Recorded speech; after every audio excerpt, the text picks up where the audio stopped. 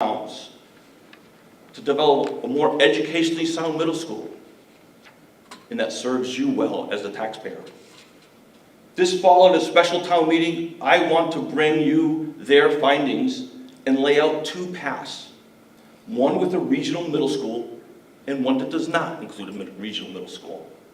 There we can discuss each option and how each will benefit our students and impact you. You then can make an informed decision before casting your vote on what's in the best interest of our schools and town.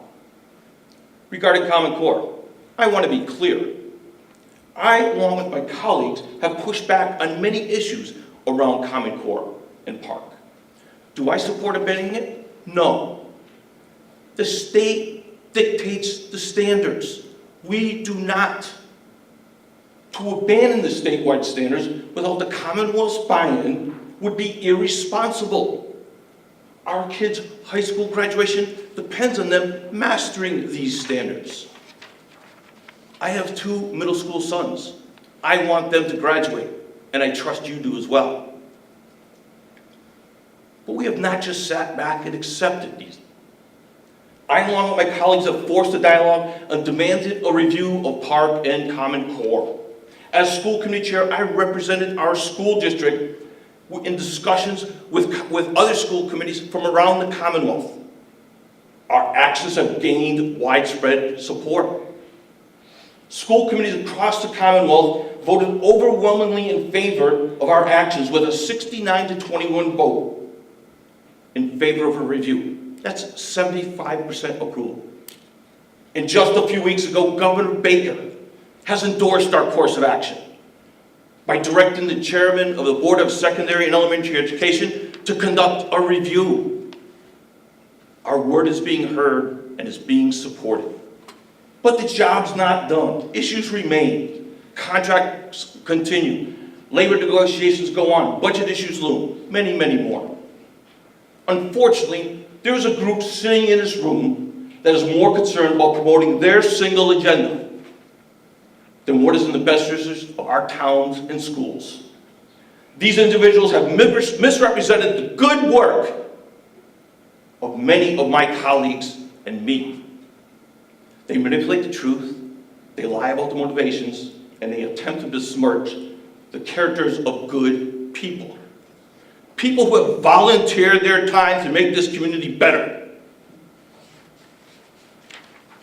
These individuals are more concerned about staying in the limelight and promoting their idealistic, selfish cause than what is doing the right thing. It is simply wrong. I will not be affiliated with these people in any way, and so I am flattered by your nomination. I am declining it. And in doing so, I want to apologize to those who came out saying to support me. But I will run for school committee and let the good people of Wilbraham decide who they want to represent them. Thank you. Oh, by the way, I'm resigning I will say I'm resigning my WRT, my Republican Town Committee appointment as well. Okay,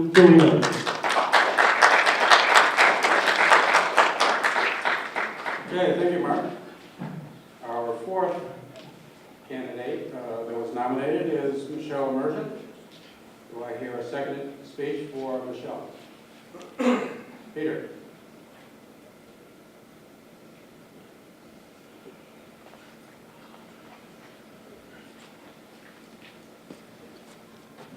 Peter Salerno, 3 Bellows Road, Wilbraham, I think, but I'm here for that. I've been in town 45 years, actually 44, 45 years, and I've really been impressed with the way we've run operations in the town. And so tonight I stand before you to recommend a person who stands up for quality education for each and every child attending school in our district. And in fact, for all children in all school districts throughout Massachusetts. Let me tell you very specifically what I mean. She understands, Michelle Emergent understands, that the education and privilege of serving on the school committee is not based on a single issue. Rather, it involves a broad spectrum of issues. I think I can do this. take this out of here. Thank you. She understands, Michelle understands, that the school committee oversees a budget of over $42 million, negotiates union contracts with over 400 employees, does its best to keep the tax assessments at a reasonable level, and balances the budget every year. Assures actions to provide for the safety and security of all children and staff at school. Protects students against discrimination and bullying. Implements policies that deal with capital improvements to our schools to make them safe. Working in close liaison with our town leaders. She leads the evaluation of school district leaders.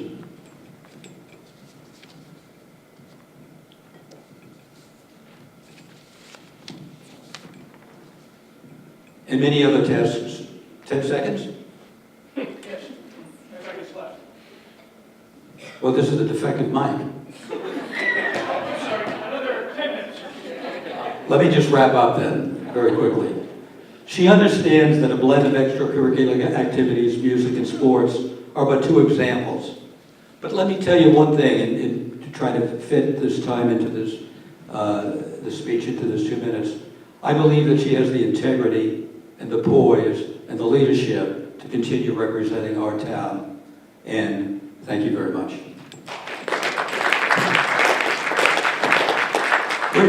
I had all this about you written I was going to talk, you know. I'm sorry, Pete, I didn't mean it. Okay. Thanks for the entertainment, guys. Do we have another nominating speech for Michelle? Pat?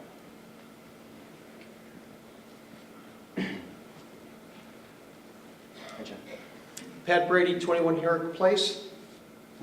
I am here to speak on behalf of my friend Michelle Immersion. She's an incumbent school committee member and running for re-election.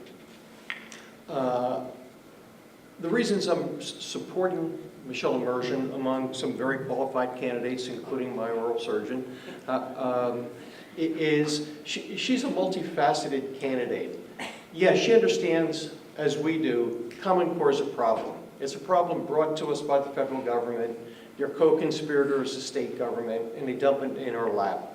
It's another unfunded mandate, but Michelle's position is deal with it, get over it, vote against it, move on. We have a $1.5 million budget gap that has to be addressed.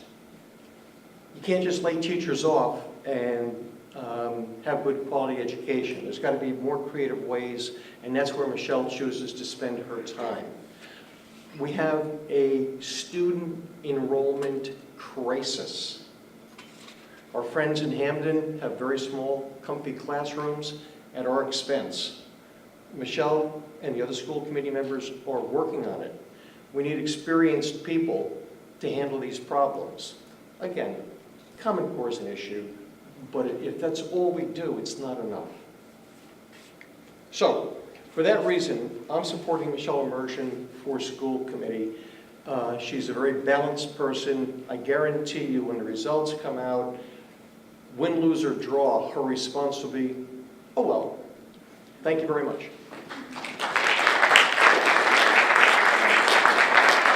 Thank you, Pat. Do we have another nominating speech for Mrs. Immersion? Okay, seeing none, Michelle Immersion, would you like to speak at the podium? Thank you very much, Ray.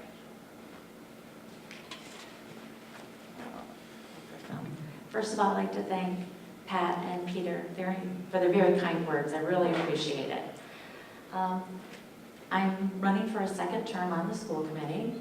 I want to tell you that anyone that is interested in it, it requires a huge amount of dedication.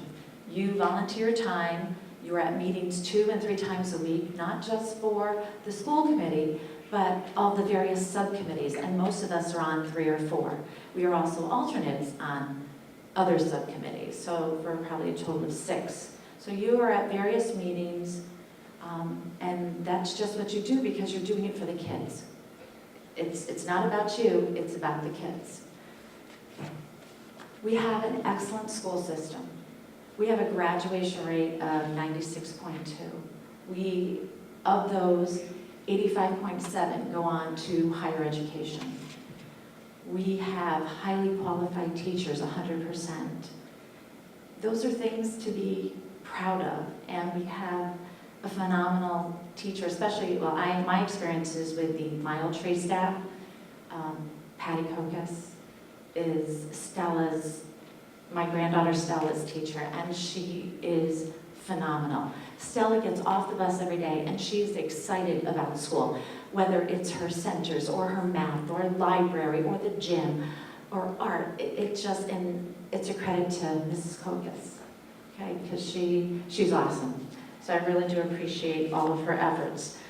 I wanted to also say, not only do we have an excellent school system, but Massachusetts as a state ranks on the world level 9th in mathematics and 4th in reading.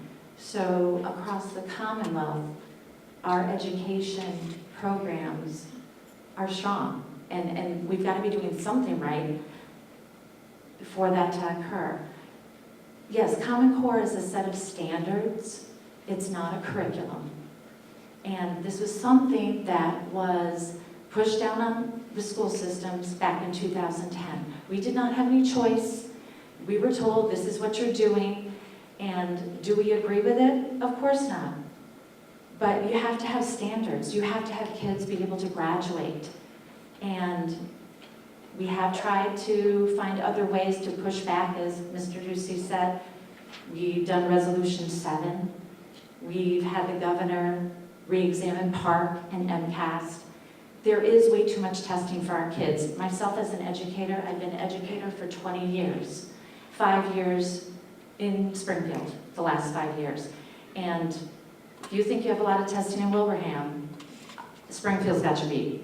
We have kids that are taking achievement tests and other district determined measures in ELA, in science, in math, in social studies. I mean, it seems that's all we're doing. And I, as a teacher, am totally against it. You need to have kids learning what they need to learn, and they can't do that if they're always worrying about testing, as well as the teacher having to worry about testing. It's just not a good situation for anyone.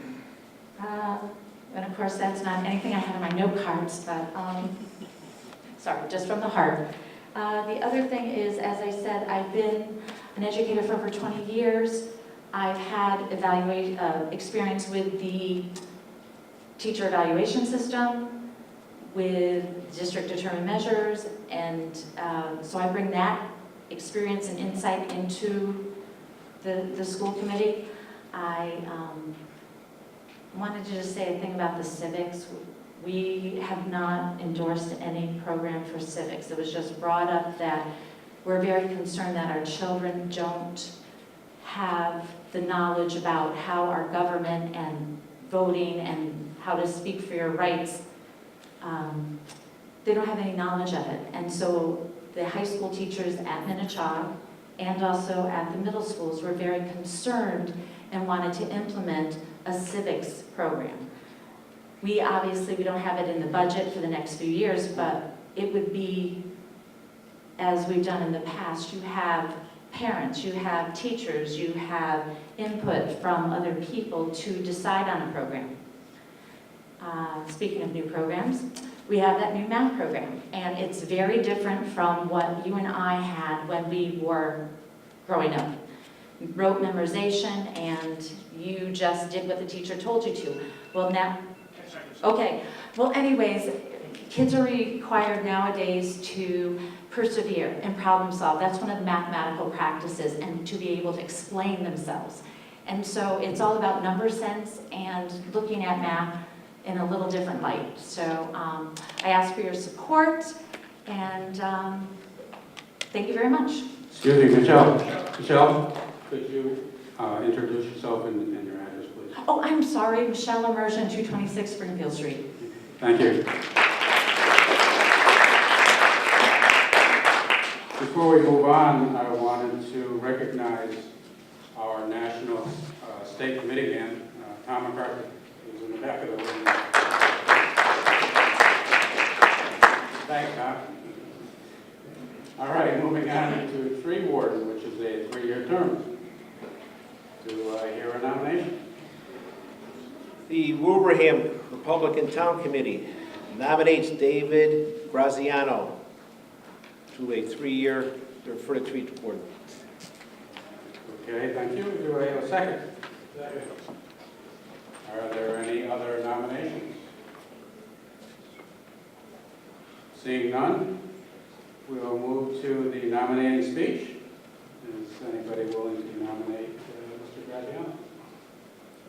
Second speech. Tom, thank you. I'm Tom Reevy, 270 Sewell Road. I'd like to say a couple of words about Dave Graziano. I met Dave 25 years ago. We first came to town.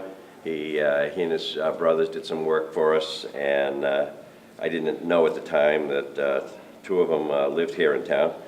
But he was our nominee for tree warden this last election, and I'm sure with all the storms and so on, he had plenty to do in that respect. But there's just one other point I'd like to bring up, and this came up at a meeting on the Conservation Commission that was attended by Tanya Bosch, the Assistant Highway and Engineering Manager.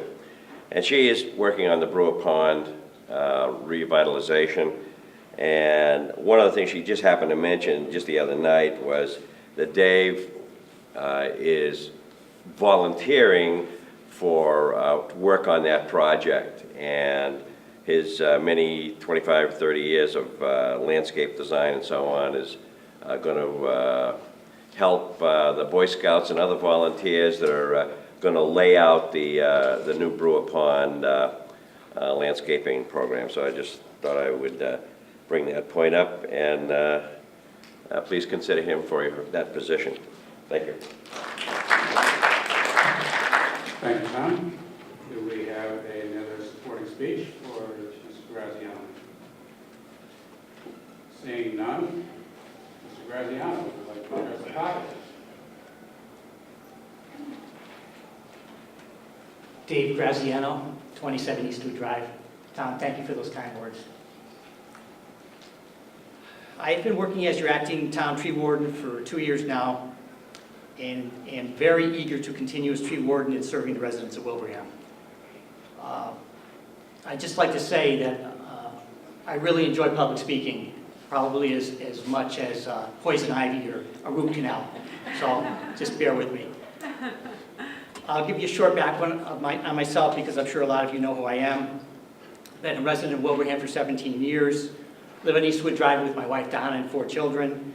I grew up in Springfield, East Forest Park area.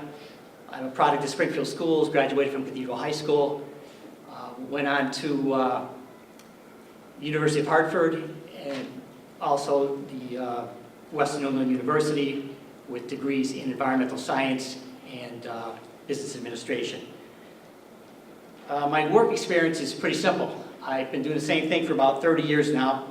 I've been in the nursery landscape business for 30 years. I'm involved in a local family business in East Long Meadow called Graziano Gardens. Big surprise. My brothers and I operate a full-service garden center, greenhouse operation, nursery, and landscape design and construction business. The landscape design and planting portion of the business is the part of the business that I devote most of my time to. I am a member of the Wilbraham Hamden Rotary Club and the St. Cecilia's Knights of Columbus, and I am very involved in community service projects with both groups. Over the past 2 years as tree warden, I have developed several key relationships. Firstly, developing business relationships with our Department of Public Works. The DPW office has been great. It's my go-to resource for any questions or information that I need. This spring, I will be working with Assistant DPW Director Tanya Bosch on the Brewer Pond project here off of Main Street.